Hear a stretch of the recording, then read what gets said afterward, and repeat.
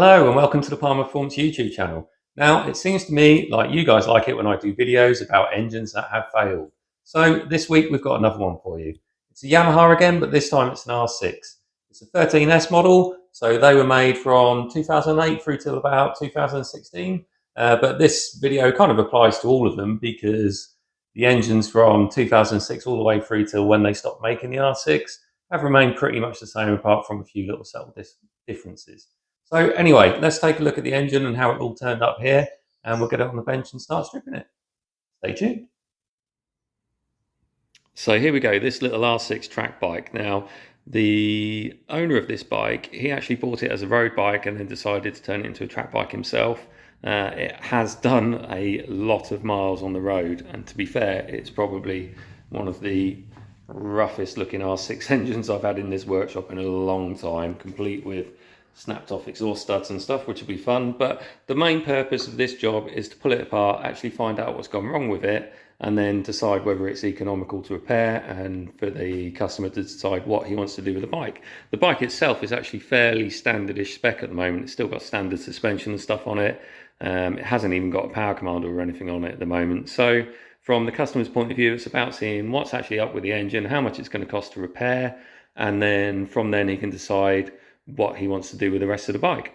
The backstory on the engine was basically he was off doing a track day somewhere and it started making a knocking noise, which kind of got worse. Now, from what I know about these engines, if they've got a lot of miles on and they've not necessarily been looked after too well, they do have a tendency to knock out big end bearings, and then obviously you then get the knock of the conrod rattling about on the crankshaft. So that is what I'm going to put my money on, what is wrong.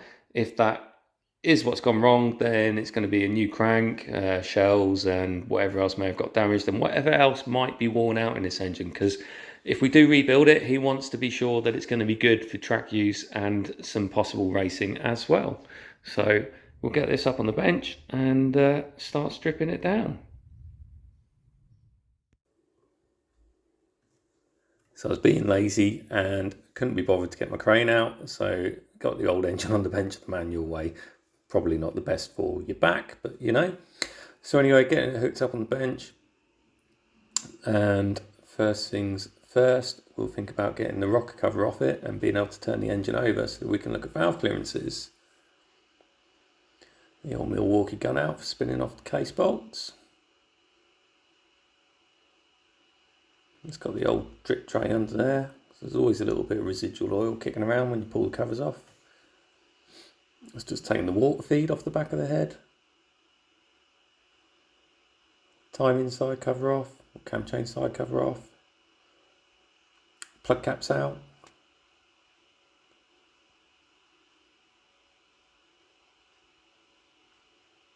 Alternator cover off, that's a good side to turn the engine over. We'll just pull the spark plugs out as well before we take the rocker cover off. Make it easy to turn over when we're checking the valve clearances.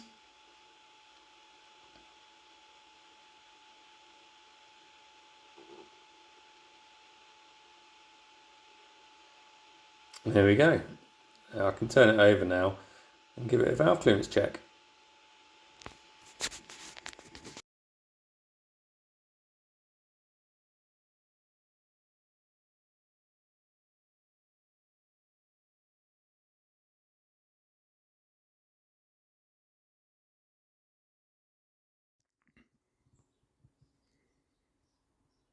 And I'm going to put my hand up.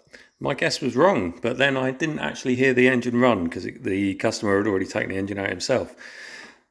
But one of the first things I do when starting to take something apart is I will run a feeler gauge under all the cam lobes and just see what the valve clearance is. And immediately, first one I checked, found our problem. So if we look at number one inlet valve here, you see how easy I can push down the follower? Yeah, and then if you look at like the one next to it, I can't push that down that easily. So it looks like we've got a broken valve spring, I guess, by how soft that's gone. So it could end up being a lot cheaper repair than we initially thought. So we'll crack on with getting the cylinder head removed and actually see exactly what's gone wrong. Right, first things first, cam's out. So I've already taken the cam chain tensioner out, just undoing the cam caps, and the inlet comes out first, followed by the exhaust, undoing all the caps nice and evenly. Then I've got my old valve parts tray, taking all the cam followers and everything out, so that when we take the head off, they don't go walkabout. Onto the head bolts now, undoing them in a nice even crisscross fashion, and then spinning them out with the Milwaukee gun. Now this head was pretty tight on the engine because it was a road bike, and the dowels that locate the cylinder head to the block tend to get a bit corroded. Yes, this engine does look an absolute state, but we'll worry about getting it all nice and clean if we end up rebuilding it. Now obviously we spotted that broken, or what appears to be a broken valve spring. The cylinder head's there, we'll strip that out in a minute and have a look. But look at this piston here, number 2. You see where it's been hitting the cylinder head. Compared to piston number 3 next to it, it hasn't. Now that is a surefire sign that a big end bearing has gone. And if I very gently turn the engine over, you can see the slack, if you like, where the bearing's gone in that one, because it's not really moving when I move it a little way. But this one is. So aside from the obvious signs of contact, you can see that that bearing is definitely gone. So not only have we got a bottom end issue, we've got a top end issue as well. So it's a double whammy for this guy. Not looking good.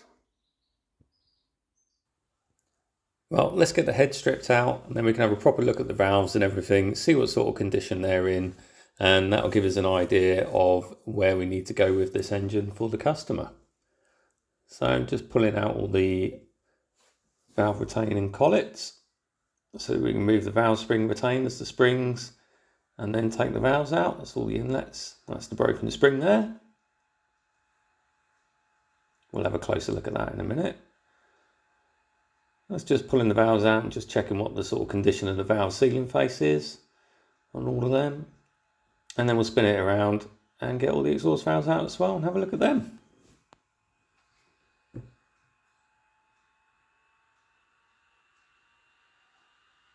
Now there are various different tools you can get for installing and removing collets and stuff, but the old-fashioned valve spring compressors always work pretty well. And that's all the exhaust valves out as well. One stripped out cylinder head. Now the actual valve seats and stuff don't look actually in bad condition for the amount of miles this thing done, and the valves themselves aren't in bad condition.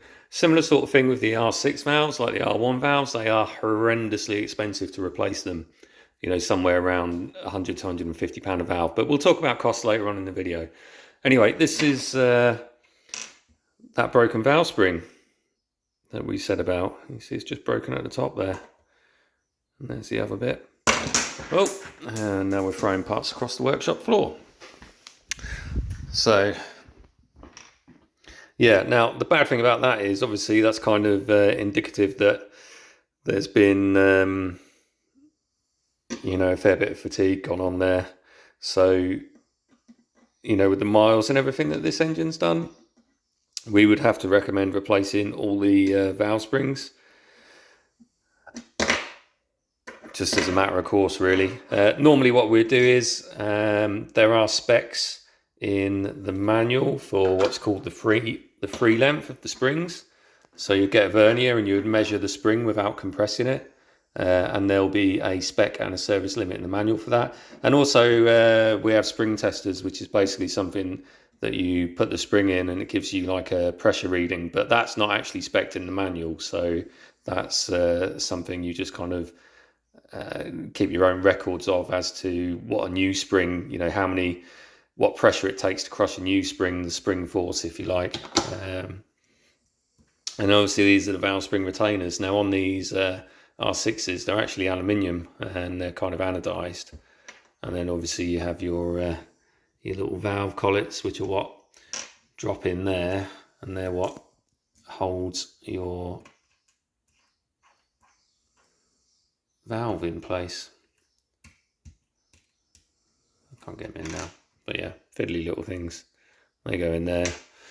and they grab hold of that groove, and then they're also tapered, so the groove and the taper is what grabs hold of the end of the valve, stops them popping out. So yeah, we'll have to look at spring costs. I can't remember how much they are now. I think they used to be somewhere around about a tenner a piece, but I'll have to check my up-to-date price list on that. But again, even if they're a tenner a piece, there's still a couple £100 worth of valve springs there. So let's we'll park that to one side in the cupboard for the time being, and we'll carry on having a look at the bottom end.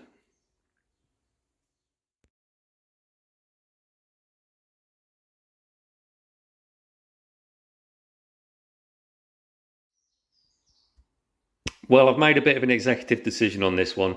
This motor is so rank and so manky, and with what we found on the cylinder head, and knowing that the big end on cylinder number 2's gone, it's pointless for me to carry on pulling it apart without first sort of adding up the costs and stuff. But realistically, I think this motor is probably going to end up just left as is, rather than taking it all apart and have it cluttering up space in my workshop.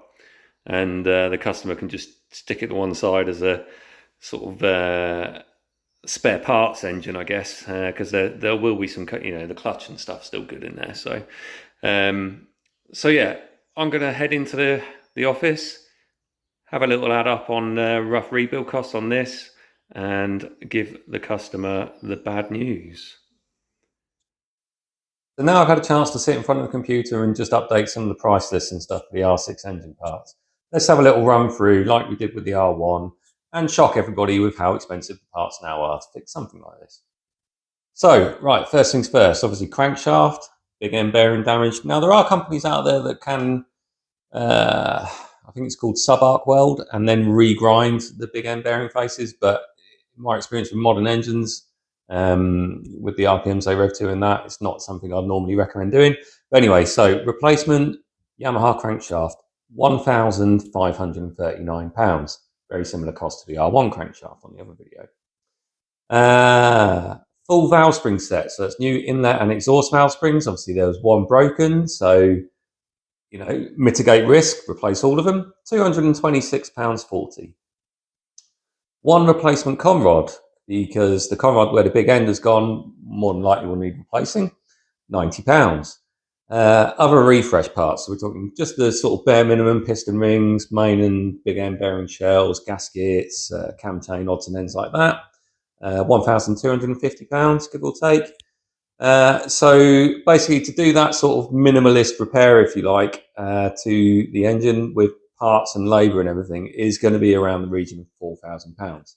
Now, that's probably realistically what that particular bike is worth. So it's if it was a really nice bike and a few years newer and had loads of trick bits on, yeah, it'd probably be worth getting it done. But there's still lots of components in that engine that are old, so we come back to the old thing of, do you just buy a brand new replacement engine? Do you buy another bike? There's all sorts of options there. Unfortunately, either way, it's going to cost you a lot of money. The other thing I did look at was if we did a sort of more thorough refresh of the engine. So that would include replacing all the valves, putting a GYTR piston set in, so that's all new pistons and rings, and new conrod set, so all 4 GYTR conrods, and that a new set of inlet and exhaust valves would be around £2,100. GYTR piston set is now £769. It wasn't that long ago they used to be under £200, so that was for a set of weight matched pistons, rings, pins, gudgeon, pin clips, the whole lot. And basically every time I'd refresh an engine, an R6 engine, you'd always put in a new piston set because they were so cheap. And conrod set, that's not actually too bad now. GYTR conrod set is £384. But again, a couple of years ago, that was significantly cheaper as well. But so yeah, a whole hog, like more in-depth engine refresh, you're going to be nearer £7,000. And if I remember right, a crate engine for one of these is somewhere around about that money. So it'd be a no-brainer. You just order a new crate engine from Yamaha, get that fitted. But anyway, that's not what this customer's going to do. I had a chat with him. He's decided he's just going to buy a relatively cheap second-hand engine for about £1,200. We're just going to put it in the bike, go and dyno check it, make sure it's somewhere near enough, and he's just going to crack on and use it as a track bike, which is fair enough. You know, if that engine happens to go wrong, because it's always a risk buying a second-hand engine, then he'll have to think more about his options then. But I totally understand why he wouldn't want to go to the expense of rebuilding that engine at those prices.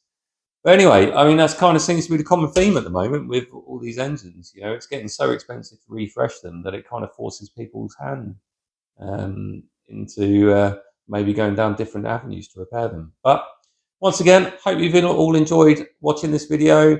Sorry we didn't fully strip the engine, but like I say, it just would have been a waste of time. And keep an eye out for the next video next week. Thanks for watching.